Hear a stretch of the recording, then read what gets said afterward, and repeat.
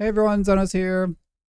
Back with some more Nine Kings King rework recommendation video. That's right, I want to do King of Progress. Real talk, this guy sucks. I'm sorry.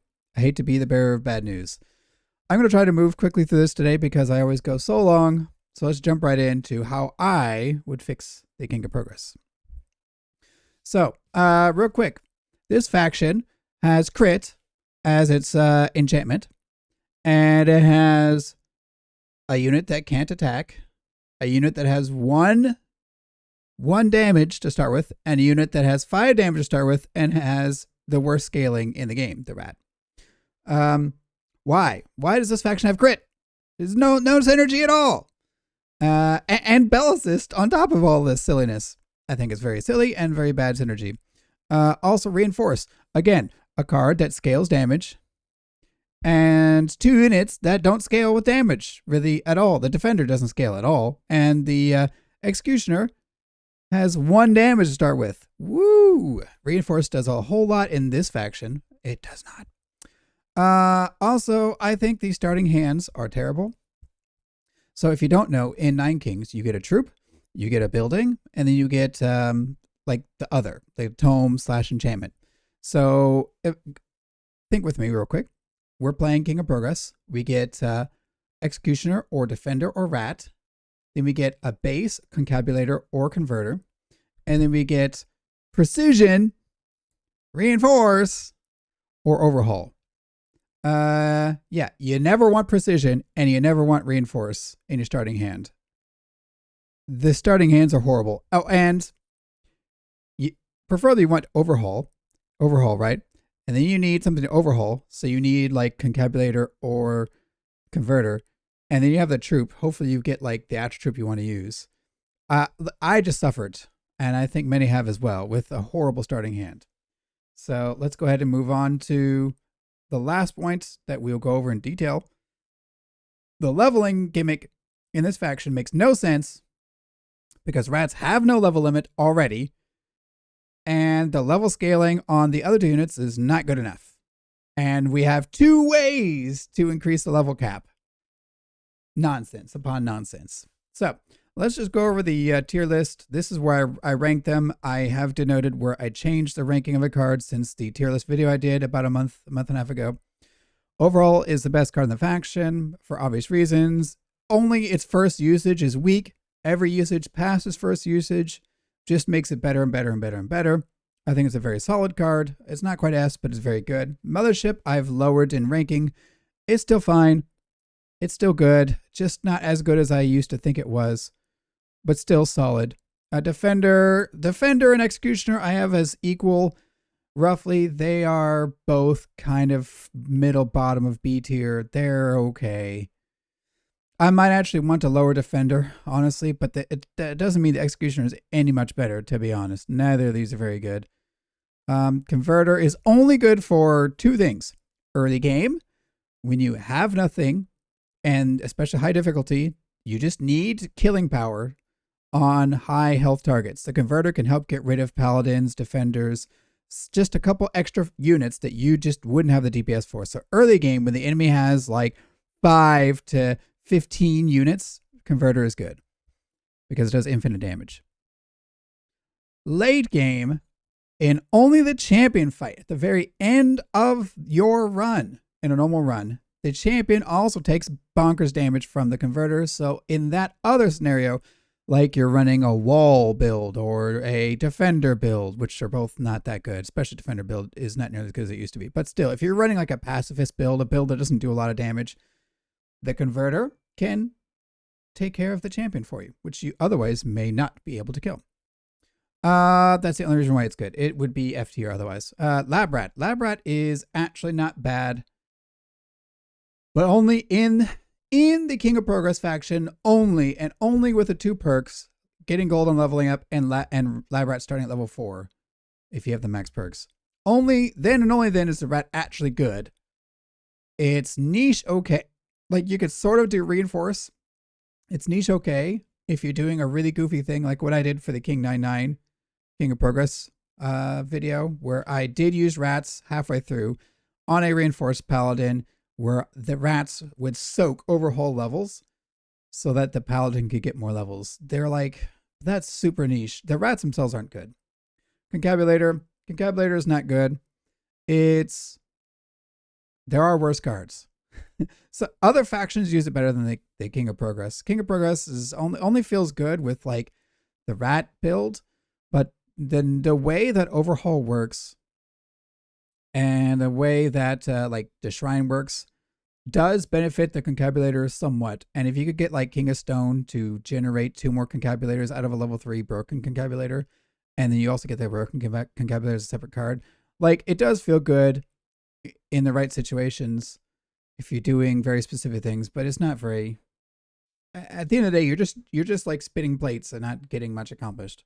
But that puts us to the F tier. We have Reinforce and Precision, both of which are terrible. Reinforce is gimmicky. It works with the rat build, but you don't really need it on the rats. You ideally put it on something else like a paladin. And Precision is just awful. It's worse than I thought. I've downranked it from C tier, but we'll go over that more in later slides. Let's go to the base. It's actually one of the better bases. I'd put it in the top 50 percentile. 50% percentile. And so when compared to similar bases like the castle and the treant, its downsides you can see right here. You have to chase the enemy, and it's hard to see the enemy because the base gets in the way. If the actual base blocks visually the enemy units you're trying to see, so you might not aim the aiming circle correctly because the base visually will block a large part of it. And of course, it doesn't scale AoE on level, at least not noticeably. So you need the policy if you want more AoE. Whereas the castle and the treant, they gain AoE on level, which is really powerful. And they're just better. The castle is just better DPS and has a good policy, but you don't even need it. And has better starting DPS damage and has more damage per level. And the treant has way lower attack and lower hits per second. The hits per second scales like it has adrenaline, so it goes like 1, 1, 1, and goes faster and faster and faster and faster and faster and faster and faster. And that's each circle you put down, and it goes whoa, whoa, whoa, whoa, whoa, whoa, whoa. You know, at some point, so you have a ton of circles on your very healthy, because the King of Nature has high health units like the elf and the boar. So amazing. The treant is so much better than the Mothership, and so is the castle. But compared to the other bases, Mothership isn't bad. If we look at the perks, I would say the Opportunist and Scientific combo are the standard for most players. So if you're doing the rat build, you're going to run these two, and they're just the best perks. They're easiest to use. Having 1,000,000 gold is super powerful. Once you can get off the ground in the rat build, you're good. So these are sadly the best perks and the easiest way to play this faction, which is kind of silly in my opinion. We have Bellicist, because this is all troops. It's actually pretty decent. But then why do we have Precision in the game? I don't know. Admiral, if you need to beat high difficulty, like what would you say? Like King 9, probably King 9 or above. This is a really important perk. Innovator. So having the extra reinforce itself is a terrible card, but in this game, remember, you start with your base, you put your base down, you get 3 cards after, you play one of the cards, that leaves you 2 cards left, and the battle starts right away. So instead of having 3 cards, if you can have 4 or 5 or 6 or 7 cards in your starting hand, if you do that, then instead of having to only get, you play your hand, you only get 1 card you get to play.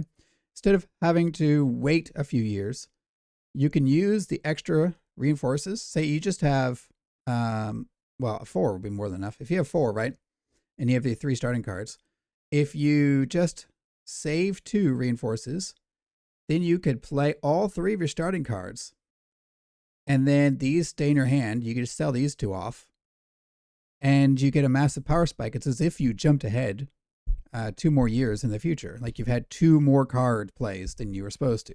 Innovator is sadly a decent pick. Then we have Armored. So Armored is bad, but that's because Defenders are bad. If Defenders got buffed, it would be better. As it stands, this is not enough power. it's the same as a general perk that gives you 10% HP to all units. I mean, you probably use both if you're going to use defenders, but Ranger is not good enough. You go from 1 damage to 2 damage. Woohoo! It helps in scaling if you're only going to do percent scaling, but it's so low of a damage in the first place that you really, it's not enough. It's not really what you're looking for. And then we have progressive. So with progressive, it's only progress troops. Rats can't benefit from it because they already have infinite leveling, and there's futurism in the game. So progressive buys you like 1 or 2 years before the first Royal Council. Is it worth a perk versus losing a life or 2? No, I don't think it is. And if you want to do the scale forever with levels, you should just take futurism. Mad converters are horrible. They're actually 0.1 attack speed. So mad does nothing. So I would rework Bellicist. So Bellicist was troops get 10% crit chance. What if we just, so we can make precision actually useful? What if Bellicist did everything that precision can't buff? Just a suggestion, an idea. I think if it was all towers and bases, that would be pretty interesting. I don't hate it as it stands, but if it is as it stands, we need some big changes like my crit rework that I have suggested here pretty soon. Another potential is to just increase critical damage. So what if we just got 25% more crit damage per perk? I think that would work. Progressive. Can we just get rid of this if we have futurism in the game? Or if we have to keep it, what if it was all troops? Or something else? It could be buildings and or constructs or whatever you want to, whatever else that doesn't overlap with futurism, because it's kind of stupid right now. I'm just saying.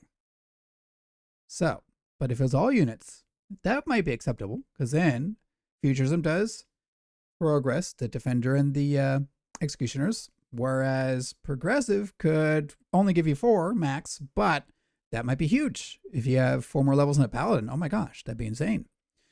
Or just get rid of it and give me something else. Free cards on life loss is a pretty common choice that other kings have. This faction does not have. Maybe lab rats would be fun. Maybe concabulators. I don't know.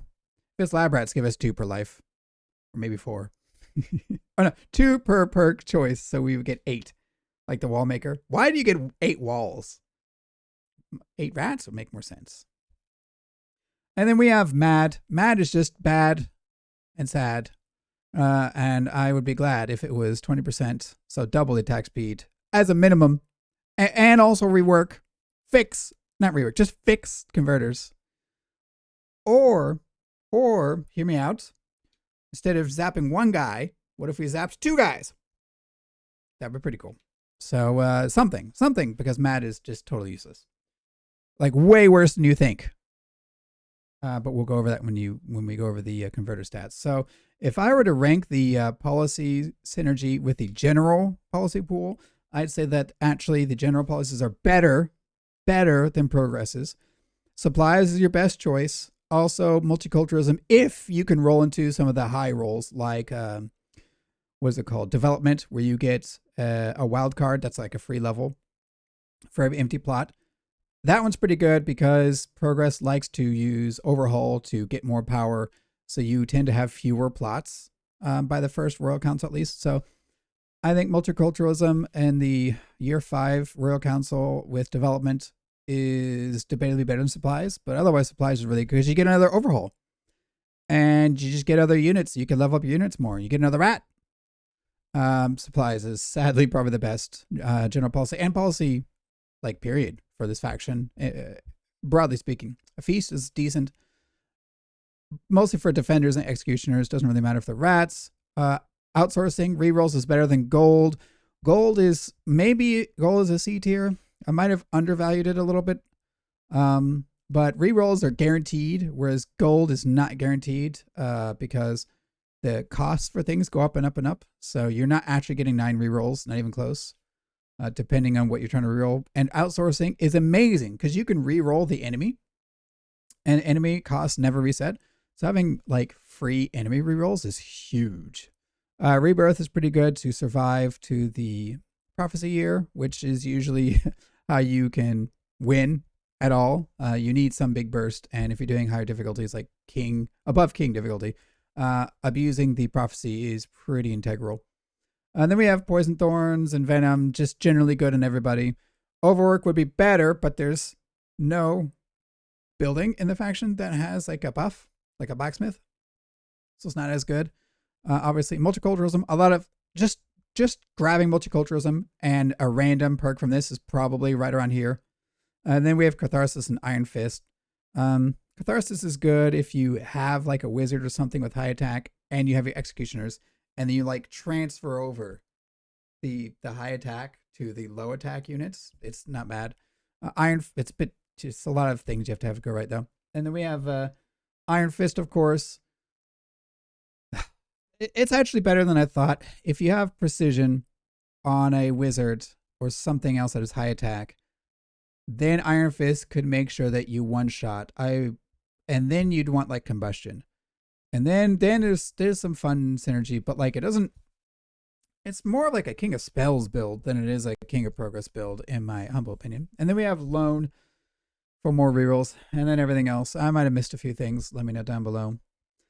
I think the faction-specific policies are debatably worse. You can see there's several in A and B, and there's no S. There's several in S and A, and no S and A right here. Futurism is like still the most powerful overall, sadly, unless you're doing the rat build specifically. And then if you're doing the rat build, splicing is the best, but then you don't use splicing right away. You have to wait until you've got a lot of levels, and you need splicing to like get the last push. So ideally you don't splicing in year 5.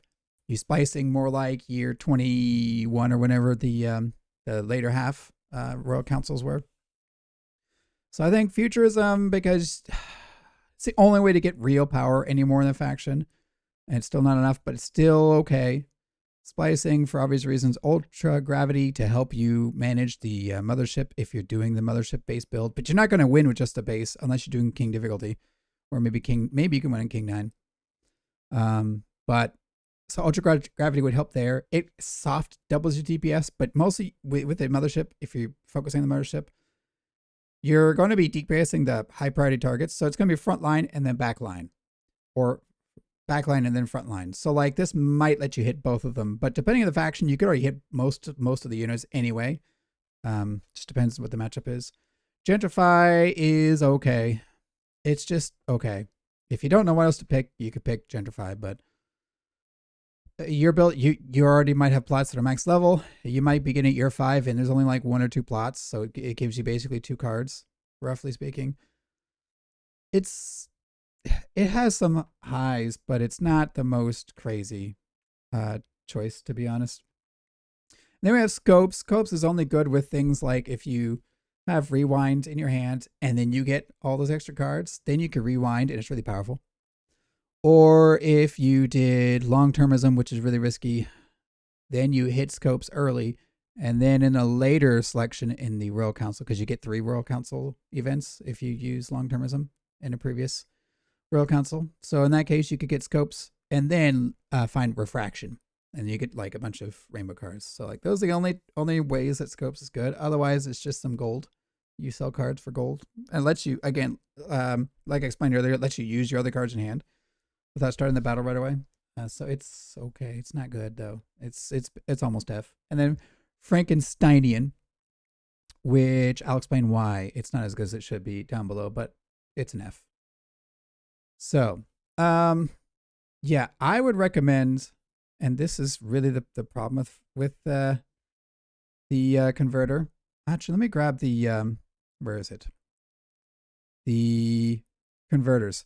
Did you know that the converters, the stats are not accurate?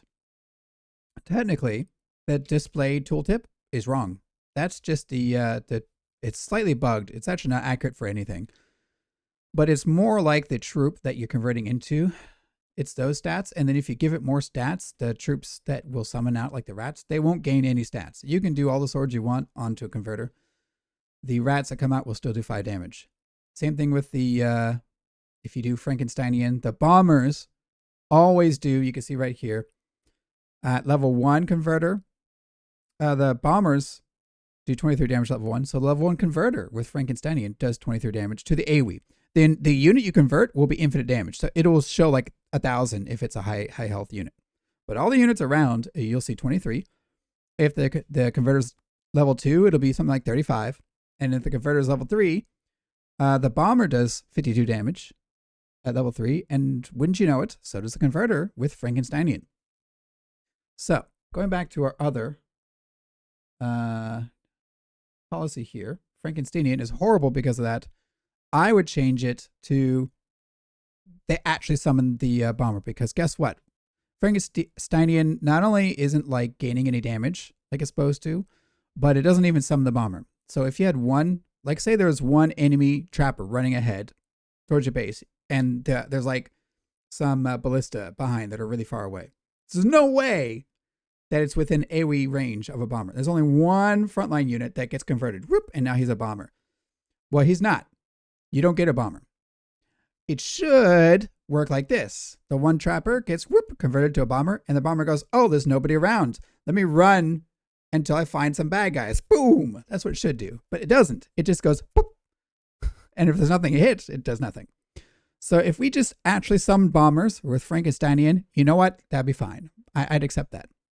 Otherwise, let's just make it something new.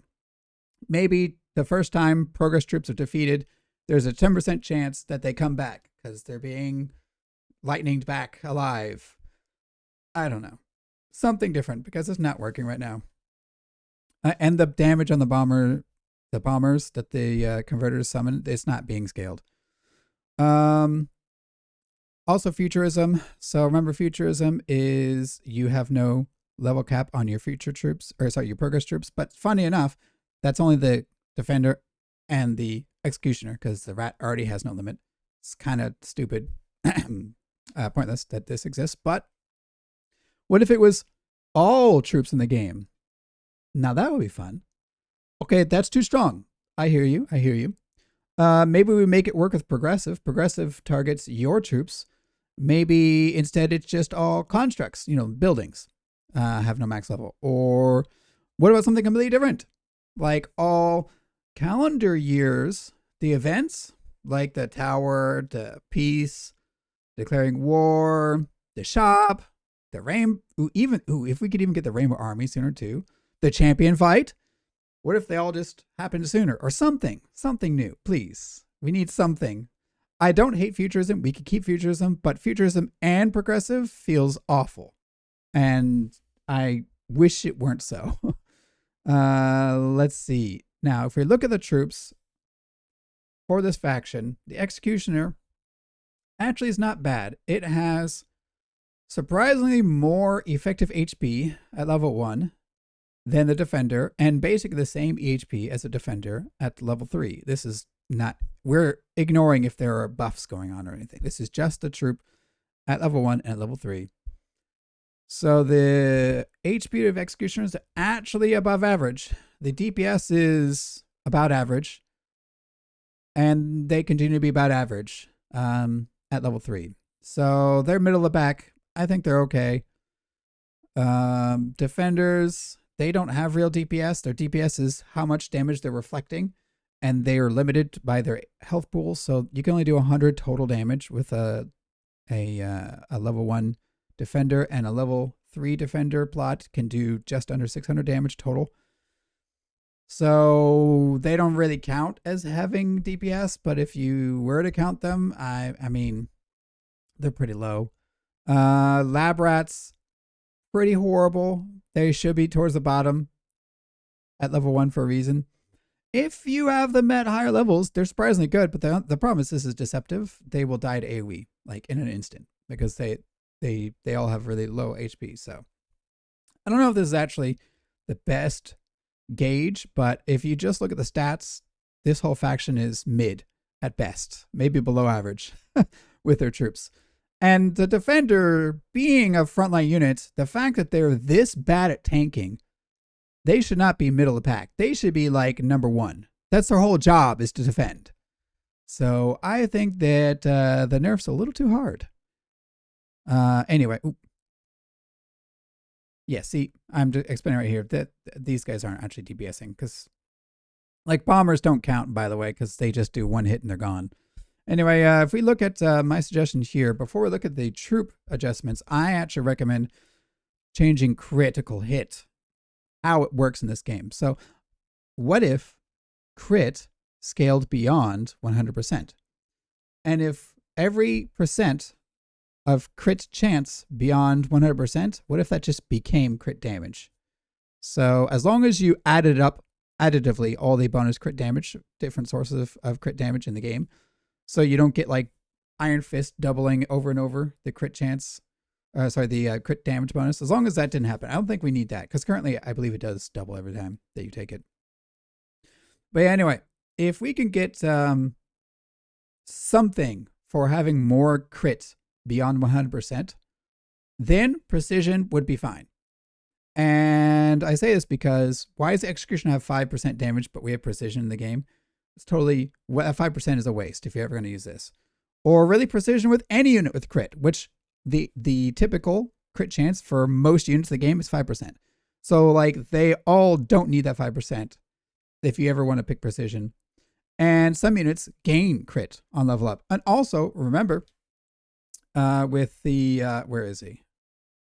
With this guy right here, Bellicist, like this is a total waste with precision. Like 40% crit, just poof, gone. Not even necessary. So I would really do something so we can have more than 100% crit. And then maybe consider Iron Fist and how it currently functions, but maybe not because, you know, there's already a damage cap in the game and we already hit the damage cap pretty fast by the end of the game. Also, what if crit worked on defenders? Just imagine for a moment. Instead of scaling defenders purely on health and gimmicky things like static and poison, what if, hear me out, incoming damage for 100, the defender checks his crit chance. Oh, I hit the crit. I reflect back out, 200 damage. How cool would that be? And it could scale off crit damage, and then you could give him precision, and then Bellicist would work. Please give him crit chance on the reflect. That would be so cool, and it would give defenders something else because right now they're a stat stick. They're a stat check against the enemy. Do you have more HP than the enemy has DPS? That's all they are right now, and they're horrible at it. Give them crit on the reflex. Then we're talking. Also, I would, taking in the previous suggestions into account, I would bump up the defender health, starting health, and especially, we don't have to go to 100%. I wanted to say 80%, but if we do the crit suggestion I have, maybe 70% is fair. Maybe. Right now, 40% is horrible. It's horrible. Do you know how much the paladin's going to level up? Go look at the numbers that show up next time that you level up a paladin and tell me why defender only gets 10%. Only gets 40 and 10% movement speed per level. It's not fair. Now, 70% and 10%, maybe that's more fair because that's 80% total. And if you'll notice, the Executioner currently gets 25, 25, 30. Executioner gets 80% stats. And he's a middle of the road unit. So I would make the Executioner have a little more hits per second. Maybe give him some crit scaling. Lower his damage scaling because he really doesn't need it. But give him a little more hits per second per level. And then make the defender actually be able to defend again. And give him more health on level. Doesn't have to be 100%. But give him actually noticeably more HP per level. And then, as you can see, I'm saying down here, if we can make the defender specialize in defending, and the we could unnerf the poor executioner. Unnerf the defenders, make the executioners more lean into their strengths. Then I think they'd be better off. How about towers? So remember the converter. So remember we're talking about converters just a moment ago. I'm going to just explain one more time so you can see the stats. The actual converting tower has one hit every 10 seconds, like the hourglass. Let me know if I'm wrong. It's really close to this. So it's either once every 10 seconds or maybe once every 9 or 8 seconds. It's really hard to tell because the game speeds aren't accurate. specific, like times 3 isn't exactly times 3 and so on. The damage is infinite though. So like the converter, the tooltip is just ignore what it says. It means almost nothing. It actually means nothing. But I think you can buff the hits per second. You just won't know truly what the hits per second are. Now what you do see in the tooltip is this: 5, 0.3, and then at level 3, 5, and 0.3. Why? Because it's taking the lab rat stats. The lab rats aren't inheriting the stats. The lab rats are giving the stats to the tooltip. And what's even worse, if the tooltip says, like say you use swords on the converter, the tooltip might say 10 damage. Well, that's not true. The tooltip is lying to you.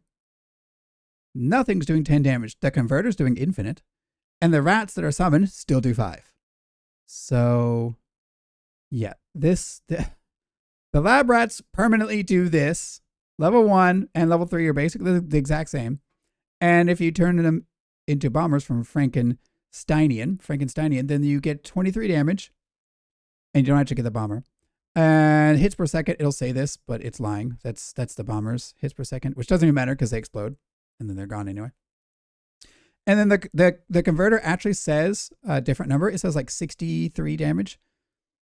I don't know why it's getting that. Go look at the explosion. At a level 3 converter, it uses a level 3 bomber stats. And level 3 bomber stats is 51.75, which turns into 52 damage. So go look for it. Go look in the game yourself.